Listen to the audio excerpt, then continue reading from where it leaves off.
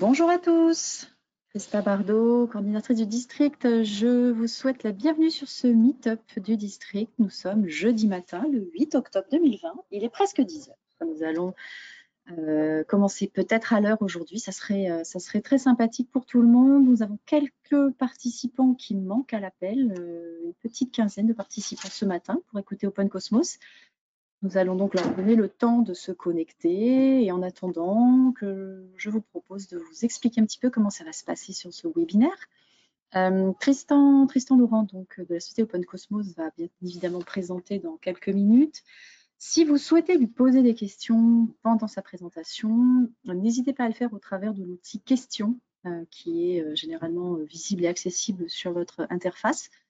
Le souhait aujourd'hui, c'est que nous attendions la fin de la présentation pour répondre aux diverses questions, sachant que c'est une présentation qui se veut globale sur l'activité d'Open Cosmos et qui fera des petites incursions sur les différents programmes qu'ils ont réalisés. Donc, vous aurez certainement quelques questions à poser sur les programmes et on attend quand même un petit peu la fin de la présentation pour que ce soit plus fluide. Néanmoins, n'hésitez pas à poser vos questions au fur et à mesure, ça me permet un peu de les organiser pour la fin. Voilà, donc il est 10 heures. Nous avons, je pense, atteint la totalité du nombre des participants qui s'étaient inscrits. Donc, bonjour à tous. Merci de votre fidélité, puisque je revois quelques noms connus. Bienvenue.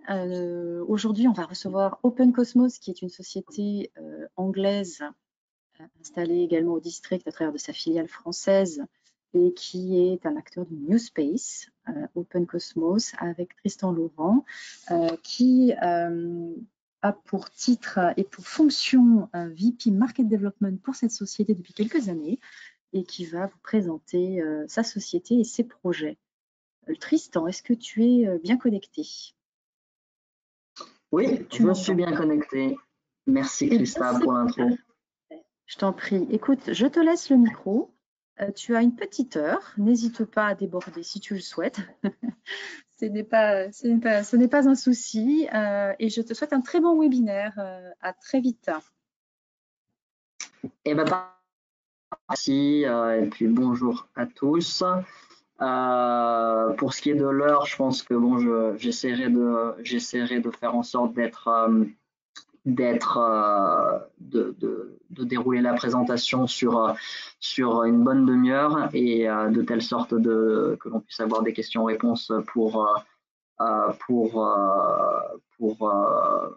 l'après-présentation. Donc Open Cosmos, effectivement, on est une société anglaise. On a été fondé en 2015 par Raphaël Jorda-Seeker. On est basé à Harwell, sur le campus de l'Agence spatiale européenne, donc au Royaume-Uni.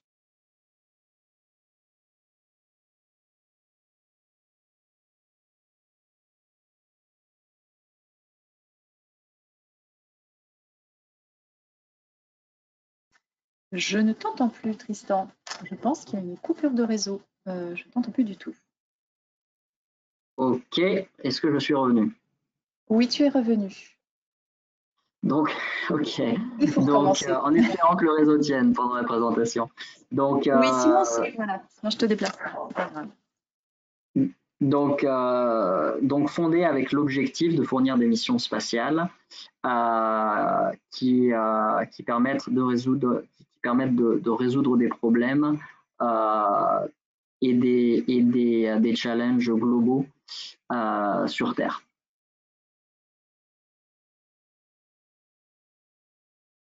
On a au fur et à mesure depuis 2015, au fur et à mesure développé un certain nombre de partenariats et on a engrangé un certain nombre de contrats. On a commencé avec une équipe qui était une équipe de deux. Il y avait Raphaël et puis un cofondateur, Aleš Miglias, qui venait de l'Agence spatiale européenne. Et avec une équipe de 6 personnes, ils ont lancé le premier satellite d'Open Cosmos, qui était dans le cadre d'un programme de la Commission européenne.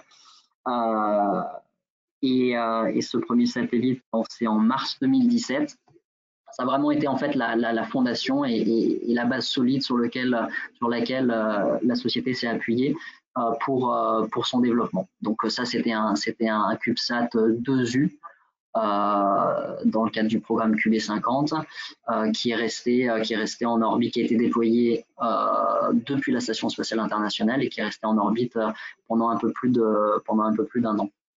Donc depuis, on a donc signé un certain nombre de nouveaux contrats. Nos deux plus grands partenaires et clients restent l'Agence spatiale européenne et l'Agence spatiale anglaise. Aujourd'hui, on a un carnet de commandes de 12 satellites qui sont à divers stades de développement, qui vont de pré-PDR à être prêt à être envoyé sur le pas de tir. On a notre prochain lancement qui est prévu pour décembre de cette année. Et donc, comme vous allez le voir par la suite, les satellites que l'on développe, ils servent des applications extrêmement diverses et variées qui vont de l'oil and gas jusqu'à la communication par satellite, la communication IoT, en passant par des satellites également scientifiques et des satellites de démonstration technologique sur des technos diverses et variées.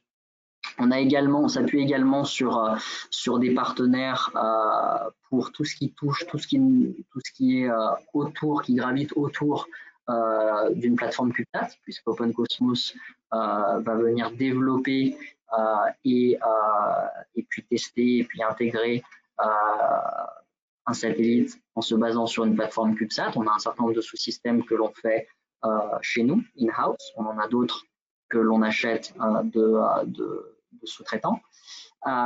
Mais on a besoin de partenaires pour tout ce qui touche au segment sol, pour tout ce qui touche au lancement, tout ce qui touche également aux charges utiles. On n'est pas charge utiliste. Et donc, on travaille avec un certain nombre de partenaires. Vous en voyez quelques-uns là affichés sur la slide. Donc, si je continue, au niveau des activités, on a deux grands domaines d'activité. Et en transverse, on va retrouver une activité de service et de conseil. On a deux grosses activités. On a une première activité qui est une activité de fournisseur de missions spatiales, donc en tant que prime sur une gamme de satellites qui est une gamme de satellites CubeSat qui vont de 3 à 12U.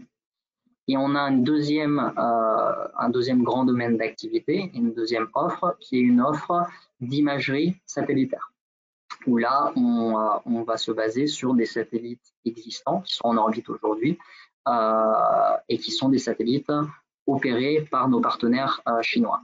Vous allez le voir au travers de la présentation. On a un lien très fort avec la Chine. L'un de nos cofondateurs étant chinois. Donc, on a, pour rentrer dans le détail sur la partie mission spatiale, on a un rôle de fournisseur clé en main de missions CubeSat. Le postulat de base, il est assez simple. Il est que il y a un certain nombre de business qui avaient envie d'envoyer de fournir un service plutôt en utilisant des moyens spatiaux, mais c'était assez compliqué pour eux de comprendre et de mettre en place tous les blocs nécessaires et de rassembler les partenaires nécessaires pour fournir ce service. Il y a du réglementaire, il y a du hardware, il y a du design, il y a un certain nombre de choses. Donc on s'est dit, soyons l'entreprise qui va pouvoir rassembler tous ces corps de métier et toutes ces ressources et fournir ce service clé en main. Donc, on s'occupe des phases 0 et de la phase de design de satellites, parfois ad hoc, c'est-à-dire dans le cadre de projets dédiés à des phases 0, parfois dans le cadre d'un contrat qui prévoit également la fourniture du satellite et le lancement. On va s'occuper bien sûr de la production et de la phase d'AIT. Le régulatoire, c'est plus spécifiquement, on va intervenir sur la licence de lancement et sur les allocations fréquences, en sachant que on reste quand même au niveau allocation fréquence sur de la TNTC, hein, donc on va pas intervenir sur des allocations fréquences télécom, KU, KA, etc. On intervient également sur le service de lancement, trouver le bon partenaire de lancement. Et enfin, l'opération de nos satellites, où là, on va utiliser un software que l'on a développé en partenariat avec l'Agence spatiale européenne, qui nous permet de piloter depuis Harwell les satellites de nos clients. Alors, on verra par la suite, il y a certains projets où on intervient uniquement sur le LEOP et la phase de commissioning, d'autres où on fait vraiment les opérations jusqu'à la fin de la durée de vie du satellite. Bon, donc vous pouvez voir en gros les caractéristiques techniques sur notre gamme CubeSat. Si vous êtes intéressé pour plus d'informations techniques, vous pouvez aller sur le site web. Vous trouverez davantage d'infos là-bas. Mais pour faire simple, on reste sur les standards CubeSat, hein, donc que ce soit au niveau de le volume qui est disponible pour la charge utile d'un client qui a développé sa charge utile et qui souhaiterait l'incorporer sur un CubeSat. On va proposer 1,5U sur du 3U, ça va jusqu'à 8U sur du 12U. Et bien sûr, ces performances, elles sont modulaires. Donc là, ce que vous voyez, c'est les performances vraiment des CubeSats standards, de notre plateforme standard, qui utilisent les projets qui ont déjà été développés. Mais on peut faire du custom en fonction de besoins spécifiques clients. Quelque chose d'important, et ça, je pense, bon, c'est pas propre à OpenCosmos, hein, je pense que c'est vraiment la filière New Space qui permet ça, c'est qu'on est sur des temps en termes de livraison qui sont beaucoup plus courts qu'à l'accoutumée sur ce qui a pu fournir l'industrie spatiale par le passé, et avec des niveaux de budget qui sont bien moindres. Donc ça a permis effectivement notamment pour un certain nombre d'universités, pour des startups qui n'avaient pas encore fait des levées de fonds importantes, de pouvoir tester des technologies et des business models. Quelques use cases pour vous donner des exemples de ce sur quoi on travaille et de certains de nos clients. Donc là, on a Satelliot. Donc Satelliot qui est un fournisseur, un opérateur IoT qui souhaite fournir un service IoT global d'ici à 2022 en se basant sur une constellation de 16 satellites 3U. Donc là, on va lancer ces satellites d'ici à la fin de l'année et on intervient sur la totalité de la chaîne de valeur mission spatiale. Donc, le design de la mission, l'ingénierie système, l'IT, les services de lancement, le segment sol. C'est nous qui opérons le satellite pour les satellites pour Satelliot. Et on intervient également en support sur un certain nombre d'autres activités techniques. Donc Satelliot, c'est la deuxième constellation IoT que l'on supporte. On avait signé un contrat avec une entreprise qui s'appelle Lacuna Space en début d'année dernière, également fournisseur IoT. Et donc là, voilà, c'est typiquement un use case où on va réutiliser une plateforme 3U qui avait été développée dans le cadre d'un projet. On va réutiliser exactement la même architecture pour un autre client. et du coup arriver à faire des économies relativement importantes. On a un deuxième use case, cette fois sur notre plateforme qui utilise une plateforme CubeSat 6 Donc là, c'est le projet FISAT 2, alors qui est assez récent, hein, puisque l'Agence spatiale européenne a annoncé, a fait un press release il y a à peu près 1 mois et demi de ça, donc c'est tout frais. On n'a pas encore commencé le kick-off. Mais ça, c'est vraiment un projet très intéressant et je pense que c'est un projet qui va vraiment dans la ligne de qu'est-ce que le New Space peut faire en termes d'innovation. Donc, bon, aujourd'hui, l'une des limitations des petits satellites, hein, notamment, c'est la taille des optiques, c'est le volume de données qui peut être redescendu sur Terre.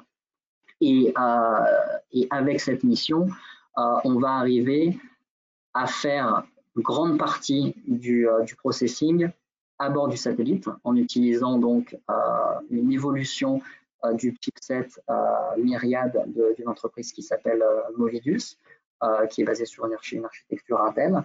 Et donc cette chipset qui est une évolution de la chipset qui a lancé là il y a de ça à peu près 2 mois dans le cadre de la mission FISAT 1, elle va permettre non seulement de pouvoir faire du traitement de densité de nuages, parce que bon, la détection nuageuse, c'est un des éléments clés, hein, en mission d'observation de la Terre.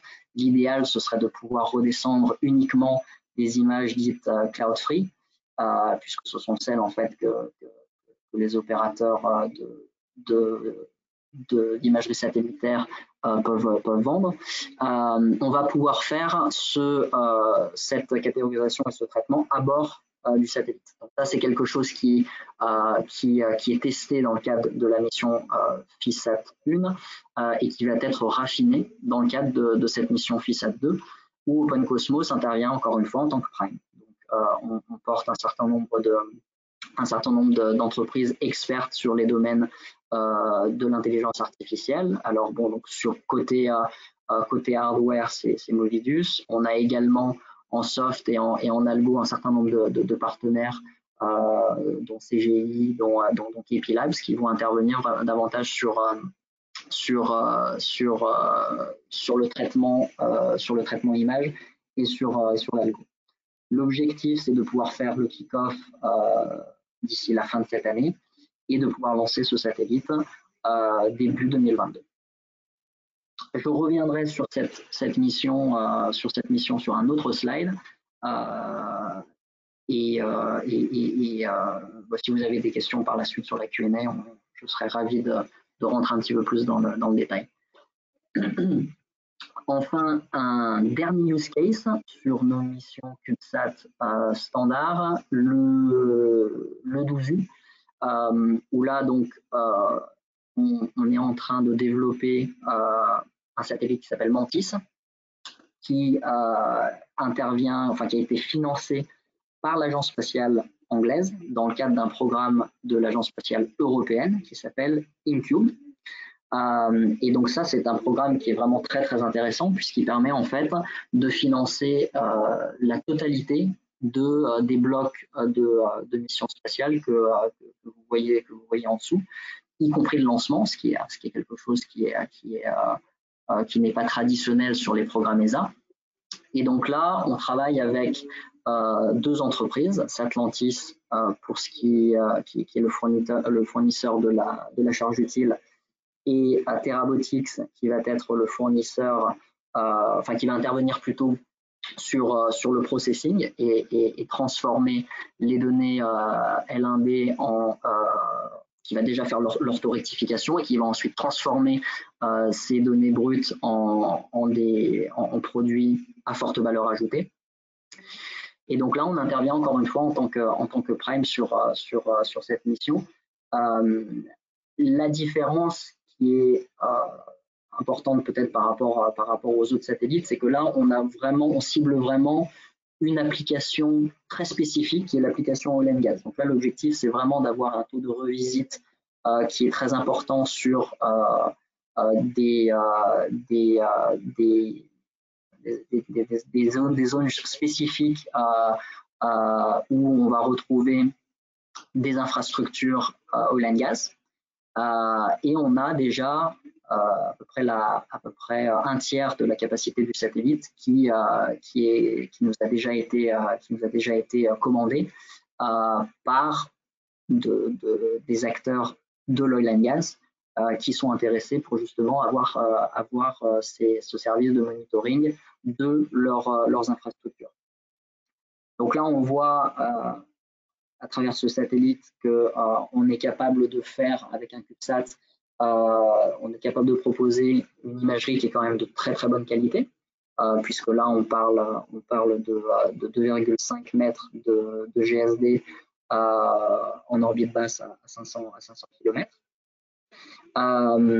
Et on vient de passer la PDR sur le projet et on target un lancement d'ici la fin de l'année prochaine.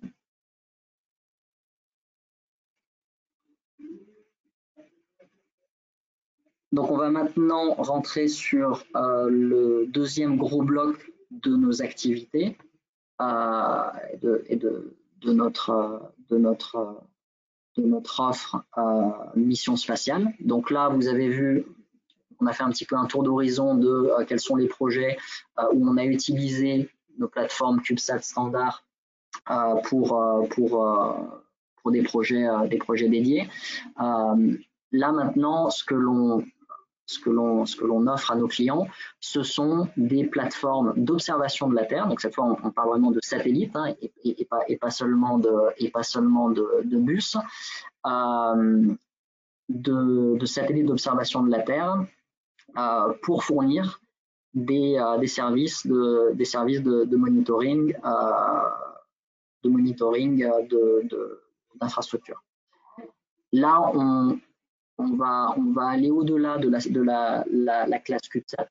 Donc là où toutes les activités qui a trait au projet CubeSat sont développées depuis l'Angleterre. Là, sur cette gamme-là, on va rentrer on est en train de développer un satellite d'observation de la Terre qui va être d'à peu près 50 kg. Donc là, on n'est plus du tout sur du CubeSat, et où on va travailler avec un certain nombre de partenaires chinois pour fournir notre premier satellite d'une optique d'une résolution inférieure à 1 mètre. Donc là, je vous montre un petit peu à quoi ça ressemble en termes de visuel. Donc on est sur du panchromatique, les 3 bandes multi et du proche infrarouge. On va avoir avec ce satellite une assez grosse flexibilité de rôle. Et ce satellite, il nous a été commandé en 4 exemplaires par un gouvernement dont on taira le nom. Donc on est d'ores et déjà en phase de design du satellite et on espère pouvoir lancer la première batch de 4 d'ici au début de 2022.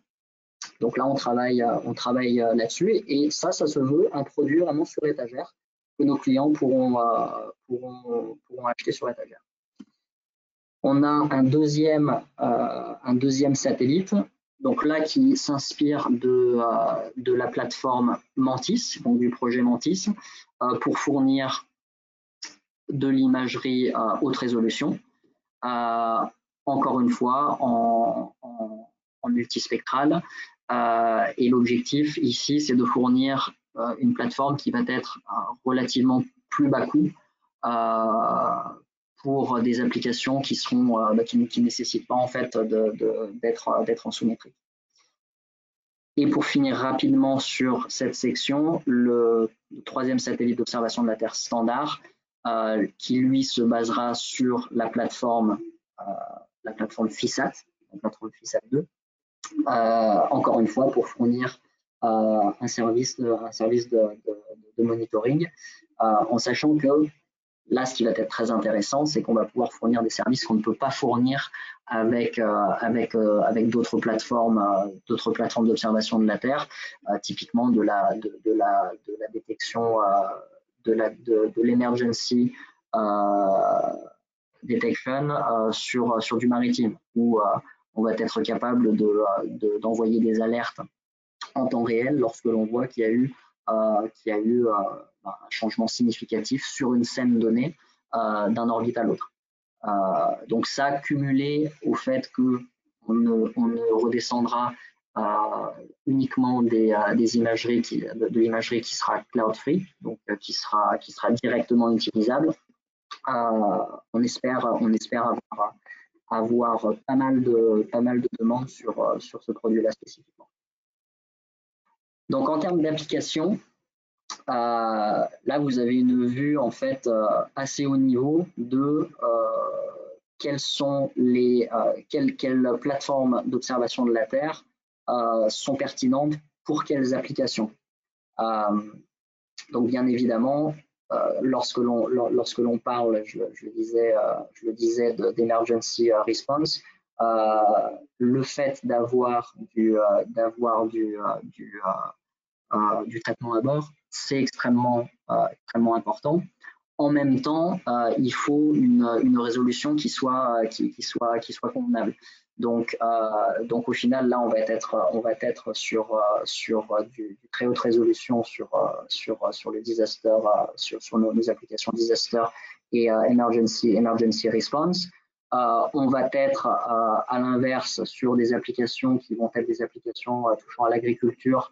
On a des clients qui sont beaucoup plus intéressés par notre plateforme moyenne résolution. Donc en fait, c'est extrêmement divers et varié en fonction des cas d'usage spécifiques. Nous, ce qu'on recherche vraiment aujourd'hui, c'est des partenaires qui vont nous aider à prendre les données brutes au niveau imagerie et nous aider à concevoir des produits à forte valeur ajoutée spécifiquement dédiés à ces applications.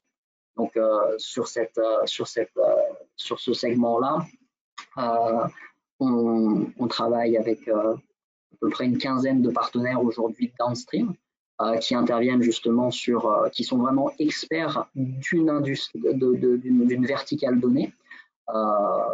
Terabotics par exemple, qui est expert sur les produits DEM d'oil and gas. Et donc on cherche vraiment en fait à augmenter ce réseau de partenaires downstream qui vont nous permettre d'intervenir, de faire matcher des plateformes avec des caractéristiques techniques spécifiques et un produit downstream qui répond très exactement aux besoins d'application donnée. On ne se veut pas généraliste, donc notre objectif c'est pas de devenir un futur planète ou digital globe, etc. Mais vraiment d'intervenir sur des applications de niche et de fournir des produits à forte valeur ajoutée sur ces produits, sur ces marchés niches. Voilà pour la première grande partie donc qui touchait à ce qu'on fait en termes de fourniture de satellites, plateforme ou satellites d'observation de la Terre end-to-end. Rapidement, je vais toucher maintenant sur la deuxième offre, qui est notre offre d'imagerie satellitaire, qui est relativement nouvelle, puisqu'en fait, on a commencé à établir ces partenariats avec nos partenaires chinois en début d'année dernière. Et donc aujourd'hui, on a un catalogue qui est relativement important de satellites actuellement en orbite qui fournissent des données de très haute qualité dont OpenCosmos est le partenaire global pour la revente de ces données. Donc, on a accès à SuperView. Je vais passer relativement rapidement, mais encore une fois, si vous avez des questions par la suite, je pourrais y répondre. On a du SuperView, on a la constellation TripleSat, on a les GAOFEM, donc le 2 et le 7 sur l'optique, le 2 et le 7 pardon, sur l'optique. On a également le 5 sur le radar. Et on offre des service level agreements en fonction, encore une fois, du type d'application et de ce que le client va nous demander. Donc, on peut fournir de l'archive, on peut fournir du tasking spécifique d'un de ces satellites sur une région donnée. On peut faire un certain nombre de choses, avec nos satellites. Et donc, pour finir, et je pense que c'est important sur ce webinaire que je fasse passer ce message-là, on est vraiment à la recherche de partenaires qui vont venir étoffer notre offre et avec lesquels on va pouvoir bâtir des offres de services jointes pour targeter des marchés dédiés. Donc aujourd'hui, ce que l'on avait fait initialement au départ d'Open Cosmos, on avait créé un certain nombre d'outils pour justement aider les développeurs de techno, de caméras, d'optiques, de différentes charges utiles. On avait mis à disposition un certain nombre d'outils pour que ce développement il puisse être fait en fait à moindre coût et sans avoir, quand je dis à moindre coût, c'est sans avoir à acheter un FlatSat ou des sous-systèmes directement pour commencer à rentrer dans du développement sérieux de charges utiles. Et nous, bien sûr, ce que l'on souhaite, c'est avoir autant de charges utiles diverses et variées et fournissant avec des caractéristiques qu'on ne retrouve pas aujourd'hui sur le marché, puisque ça va nous permettre d'étoffer notre offre de services. Donc ces outils, c'est OpenKit, qui est une plateforme, un environnement d'émulation d'un CubeSat, et OpenApp, qui est le software qui va permettre qui va fournir un certain nombre d'outils d'analyse mission à nos clients. Sachant que là, donc, ce que l'on a fait, c'est que l'on a caractérisé l'ensemble des sous-systèmes Open Cosmos, donc qui ont été développés par nos équipes, de telle sorte à pouvoir avoir une fidélité importante entre les résultats de mission, les résultats de l'analyse mission et ce qui sera réellement vu en orbite. Donc ça aide à automatiser un grand nombre de calculs et de simulations qui sont demandés lorsque l'on veut faire des projets ESA, lorsque l'on veut convaincre des investisseurs, etc. Donc ces outils, on les a utilisés et on a un certain nombre d'entreprises partenaires qui les utilisent encore aujourd'hui, des universités, des startups, des labos, et c'est vraiment à travers le monde. Donc on souhaite vraiment faire en sorte d'avoir un maximum de partenaires de manière globale. On en a aux États-Unis, on en a en Asie, on en a en Amérique latine et on en a en Europe. Et on espère vraiment pouvoir avoir davantage de partenaires en France. Je pense que la France, c'est à l'évidence un pays qui regorge de partenaires upstream et downstream, donc de développeurs de technologies et de développeurs applicatifs qui développent des choses très intéressantes. Et donc, on cherche vraiment à pouvoir rentrer en contact avec eux et à développer des offres jointes. Donc, tous ces outils que vous voyez là, la plupart du temps, on les offre de manière gratuite. C'est pas quelque chose, c'est pas une activité commerciale. Pour vous donner un exemple, avec la société T4i, on est en train de développer un système de propulsion pour notre gamme de CubeSat 6U. Et avec le labo RALSpace, on est en train de développer une plateforme qui supportera un ADCS très haute performance pour des applications laser, des applications QKD laser. Donc les applications, elles sont vraiment diverses et variées. On supporte également un certain nombre de compétitions, dont la compétition CEDS, donc qui a eu lieu là assez récemment au courant de l'été, et dont l'objectif est de proposer des concepts de mission qui peuvent être intéressantes. Et pour les plus intéressants, et ben on a aidé les groupes à pitcher leur idée auprès de l'Agence spatiale anglaise et auprès de l'Agence spatiale européenne.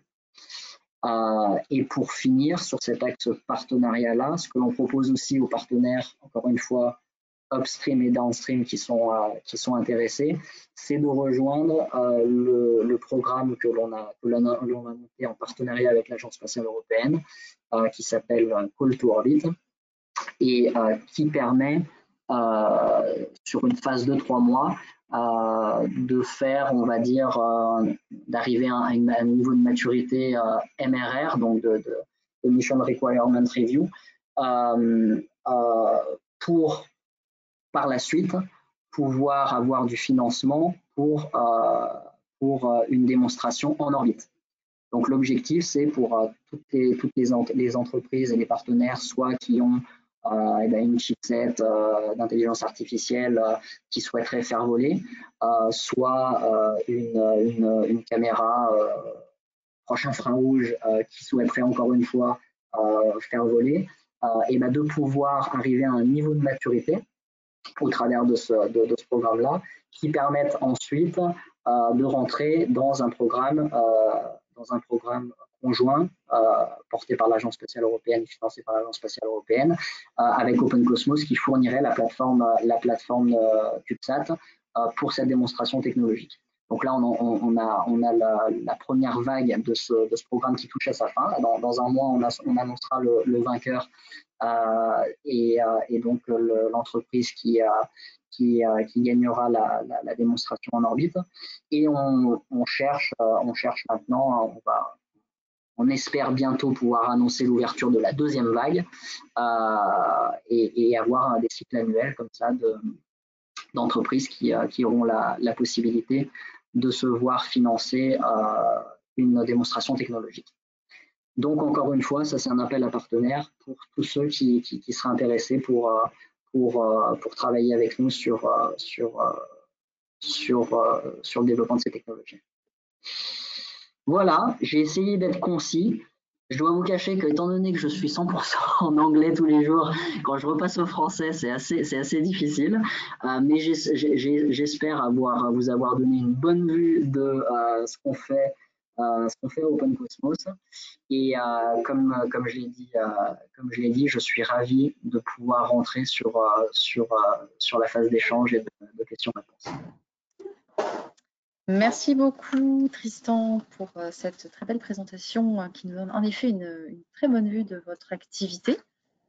C'est toujours complexe d'avoir une compréhension assez globale du périmètre d'activité d'une société comme la vôtre. En tout cas, le New Space est un secteur qui n'est plus si new que ça, mais qui continue quand même à croître. Il était intéressant de bien vous identifier, de bien vous comprendre votre activité dans cet écosystème très particulier des fabricants de CubeSat, NanoSat.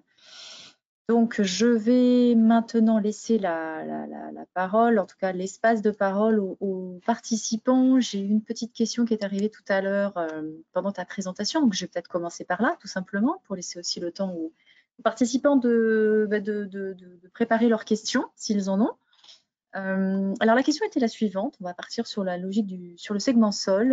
Et la question est, votre contrôle ground segment développé avec l'ESA permet-il actuellement de piloter une constellation de plus de 20 satellites? Question technique. Oui, permet-il de piloter une constellation de plus de 20 satellites? Alors, aujourd'hui, ce que je peux dire, c'est que on a un outil qui nous permet de piloter les satellites que l'on va devoir piloter dans le cadre des programmes, des 2 programmes de constellation que l'on a, donc qui sont moins que ça, c'est 16 satellites et 4 satellites respectivement. Ensuite, je ne suis pas technique, donc je ne saurais pas dire quel est le niveau de développement qui permettrait de passer à un environnement, un centre de contrôle satellite qui permettent d'opérer 16 satellites. Pourquoi est-ce que ce serait plus difficile 16 par rapport à 20? Je ne saurais pas dire. Ce que je sais dire, c'est qu'on saura trouver, les partenaires pour que l'on arrive à faire ça en termes de segment sol, en termes on va dire de station sol. L'une des choses qui est importante toujours, c'est de voir quels sont les besoins clients, hein, parce que bon, aujourd'hui, nous, on a accès à 46 stations sol, UHF, Bandes, Bandix, Bandix et KU, au travers des partenaires que vous avez vus sur la slide 3. Donc, on travaille avec Amazon Ground Station, avec KSAT, avec Space, etc., etc. Donc, on a un certain nombre de ces stations sol qui ont été caractérisées qui sont compatibles avec le soft. Si on a des clients par contre qui nous demandent d'installer, d'avoir leur propre station sol ou d'utiliser d'autres stations sol qui ne sont pas aujourd'hui compatibles, bon bah ce sera quelque chose qu'il faudra qu'on voit au cas par cas. Mais pour répondre, je pense pas qu'il y ait de difficultés majeures à passer d'un SOC qui permettent d'opérer 16 satellites à un SOC qui permettent d'en opérer 20 ou plus. Et peut-être pour ajouter ça, s'il y a des besoins spécifiques là-dessus, je suis ravi d'avoir la conversation avec la personne qui a posé la question en dehors de ce meeting. Merci beaucoup pour cette réponse. En attendant que nos auditeurs se manifestent pour poser une question, moi j'en aurais une. J'ai vu des applications qui utilisent beaucoup l'observation et l'imagerie spatiale. Est-ce que tu peux expliciter, est-ce que tu peux parler un petit peu de ce projet IoT sous configuration 5G qui avait été un des sujets identifiés pour aussi ce meet-up, même si on a recalé un petit peu plus sur le FISAT. Est-ce que tu peux nous en parler un petit peu, en quoi consiste cette constellation? Et puis surtout, je comprends que vous embarquez du coup là pas une payload optique, imageur optique, mais une payload IoT. Et j'imagine que là aussi, c'est dans votre schéma de partenariat. Mais je te laisse en parler plus précisément. En tout cas, voilà, c'est un petit peu ma question curiosité sur ce programme particulier. Oui, bien sûr. Donc sur la constellation Satellite, c'est un des projets où le client fournit la charge utile. Donc Satellite va fournir cette charge utile. Ils vont intégrer donc un répéteur UHF qui est basé sur une supply chain. Enfin, ils vont utiliser, si tu veux, fournir les antennes. Tu ne m'entends plus. Ça y est, c'est revenu. Vas-y. Parle bien près du micro parce que c'est vrai que c'est un petit peu complexe des fois, on te perd. D'accord. Oui, donc Satellite fournit la charge utile UHF. En termes de service, c'est un service qui se veut global. Donc l'IoT, bon, on va dire, il y a deux grandes architectures types sur l'IoT aujourd'hui. Il y a les architectures qui vont fournir du backhaul et il y a les architectures qui sont des architectures gateway. Donc les architectures gateway, ça va être des projets où les satellites vont venir vont venir réceptionner des messages de tout petits capteurs un peu partout, disséminés un peu partout sur la planète, mais où ces petits capteurs, si tu veux, ils vont venir renvoyer leur message dans un premier temps dans une grosse station sol, on appelle une gateway, et c'est ensuite cette gateway qui va venir communiquer avec le satellite. Et ensuite, on va avoir bon, en fonction des projets, uniquement un TX ou alors un TX et un RX, c'est-à-dire la possibilité au satellite de redescendre des données, donc des commandes aux terminaux. Donc ça, c'est la première architecture, une architecture où tu as une gateway qui vient rassembler un certain nombre de terminaux IoT, et tu as une deuxième architecture qui est une architecture directe terminaux au satellite. Donc les petits terminaux IoT qui vont venir directement parler à ton satellite IoT. Et encore une fois, il y a des variations. Il y a certains opérateurs qui parlent d'un service qui va fournir une montante et une redescendante, et un lien montant et un lien redescendant, et d'autres où ce sera uniquement le terminal qui va venir parler au satellite. Donc là, pour ce qui est de Satelliote, on est sur un lien direct entre les capteurs IoT et le satellite, la possibilité de faire du montant et du descendant, et la possibilité de supporter tout type d'applications, donc à la fois des applications MSS, mais aussi des applications FSS, donc des applications à la fois où les terminaux seront fixes à un point donné et ne bougeront pas, et les applications où les terminaux seront par exemple sur des voitures, sur des moyens qui bougent. Au niveau protocole, donc quand Satelliote parle d'une architecture 5G, c'est aujourd'hui une architecture qui est basée sur le protocole NB-IoT, donc qui est extrêmement répandu. Et il travaille effectivement avec, on peut dire le sujet 5G est relativement complexe pour ceux qui connaissent un petit peu, mais dans les grandes lignes, il travaille avec un certain nombre de partenaires telco terrestres pour faire en sorte d'être le fournisseur de backhaul de ces services de télécommunications terrestres qui souhaitent déployer leurs services en 5G. Et pour finir, donc aujourd'hui, en termes de déploiement, on va commencer avec ces deux premiers satellites, donc que l'on lance pour eux à la fin de cette année. L'objectif derrière, c'est de lancer deux autres bâches pour arriver à 16 satellites en orbite sur différents plans d'orbite, sur plusieurs plans d'orbite, pour fournir un service. Le service sera opérationnel d'ici mi-2022. Et ensuite, l'objectif, bien sûr, c'est d'étendre la constellation et d'avoir de plus en plus de satellites. D'accord. Une petite question directe.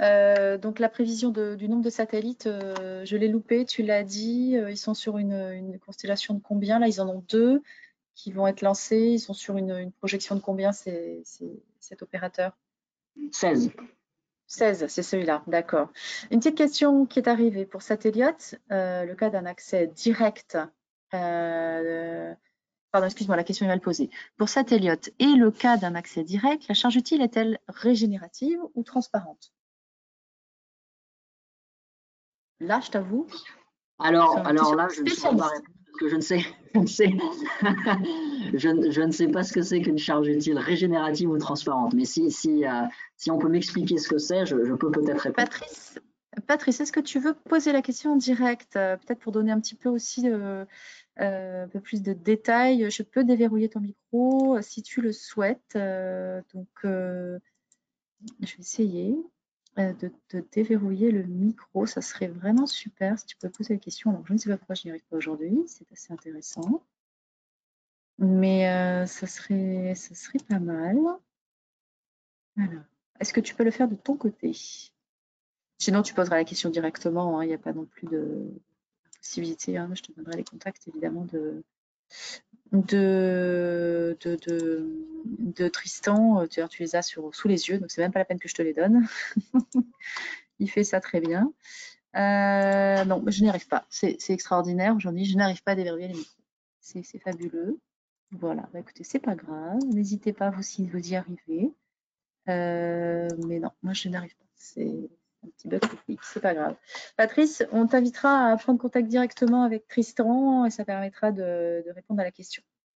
Ah, il me donne une info, c'est gentil. CU régénérative égale démodulé et décodé à bord. Ah ah, on va prendre la question. Donc, je ne sais pas si tu as entendu, Tristan, mais la CU régénérative, c'est celle qui démodule et qui décode le signal, l'info à bord. J'imagine que l'autre ne le fait pas. Ce que je vois en tout cas, c'est que vous avez une flexibilité assez vaste sur l'emport de payload par rapport à votre plateforme. Je pense que c'est ça qu'on peut retenir aussi.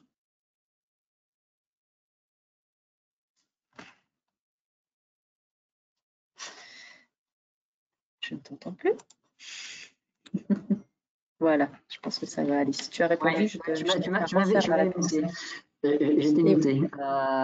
Donc, oui, donc la modulation des modulations, elle intervient à bord pour répondre à la question. Donc, c'est régénératif. D'accord, très clair, très très clair. Est-ce qu'il y a d'autres questions sur soit les programmes? Là, on en a vu au minimum, en tout cas, on en a parlé spécifiquement de 2, tu en as présenté plus, bien évidemment. Donc sur le FISAT et sur le SAT-Elliott. Sur les applications spatiales, les usages, je vois qu'il y a donc une logique aussi de partenaire.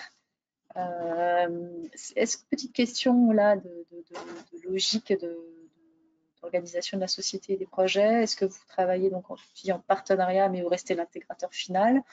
Est-ce que vous faites des projets en co-traitance? Comment vous organisez? J'imagine que vous restez intégrateur de toute manière. C'est vous qui portez la responsabilité globale du système, ou pas? Ouais, je ne suis pas sûr d'avoir bien compris la question, Christa. La question est, tu parles beaucoup de partenariat, donc on est dans une logique malgré tout où tu es l'intégrateur, que OpenCosmos est l'intégrateur du système global. Et c'est lui qui porte sa responsabilité, la responsabilité de la livraison du système à son client. On n'est pas sur des logiques plus de coopération, co-traitance, où chacun va, je dirais, être on va dire, nous, c'est dans une logique de sous-traitance, j'imagine, malgré tout. Tu parles de partenariat, tout ça, c'est toi qui intègres et tu livres ton système clé en main à ton client. C'est quand même ça votre modèle économique. Je ne me trompe pas de modèle. Oui, tu as raison sur le premier gros bloc, donc qui sont les missions spatiales CubeSat, c'est exactement ça. Donc on est intégrateur et on a un certain nombre de fournisseurs qui vont venir sur la chaîne de valeur. Donc charge utiliste, segment sol, etc. Voilà. D'accord. Sur des logiques habituelles. Très très bien. Écoute, je ne vois pas de questions apparaître. Je pense qu'au niveau de l'IA embarquée, tu en as parlé également. Je vois beaucoup d'innovations de ce côté-là. Je pense qu'il n'y a pas de questions qui apparaissent malgré les acteurs qui sont connectés. Eh bien, écoute, il me reste à te remercier, Tristan, pour cette présentation de la société OpenCosmos, de votre activité, de votre ambition. Bravo pour tous ces beaux contrats et ces belles missions. Et puis, bah, écoutez, on garde un œil sur vous pour la suite et on souhaite plein de succès. Ah, une question vient d'apparaître, mon Dieu, merveilleux. Non, je rigole. Il y a une question. On revient sur SAT-Elliott. Une petite question complémentaire quand même. Est-ce que les fonctions réseau d'un inode B sont implémentées à bord, c'est-à-dire les différents protocoles et algorithmes gérant l'accès à la ressource, histoire de savoir si ça consomme beaucoup? Est-ce que tu as perçu la question? Est-ce que tu as entendu la question? Non, j'ai pas bien compris la question, mais si elle est écrite quelque part, peut-être que je peux la Ou alors si tu peux la répéter, mais j'ai pas bien, Oui, je te le entendu. répète, il n'y a aucun problème. Est-ce que les fonctions réseau d'un inode B c'est petit e node comme nœud et B majuscule, sont implantées à bord, c'est-à-dire les différents protocoles et algorithmes gérant l'accès à la ressource? En gros, il veut savoir si ça consomme beaucoup. C'est des questions très d'accord. techniques, Patrice. Tu nous fais des Non, petites questions bien percutantes. Non, c'est très clair. C'est quelque chose qu'on regarde. Donc, ce n'est pas implémenté sur les 2 premiers prototypes, mais c'est quelque chose qu'on regarde. On est encore en phase de trade-off sur le niveau de performance, sur le SLA, donc qui est défini par le client.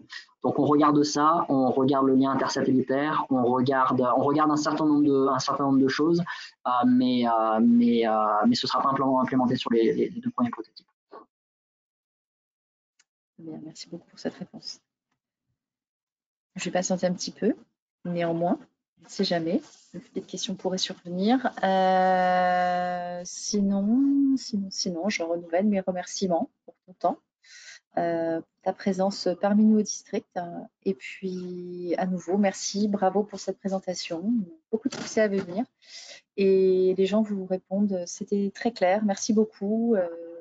Bon courage et à bientôt. Je vous dis à tous à jeudi prochain. Il y aura toujours un Meetup District. On ira sur de la pollution de l'air, la détection des pollutions dans l'air, nanoparticules et autres gaz au niveau des villes. Tout cela utilisant de la donnée spatiale. Ce sera donc Walter qui viendra se présenter. Je vous souhaite une très belle journée. À bientôt sur les ondes du district. Au revoir. Merci bien. Merci à tous. Au revoir.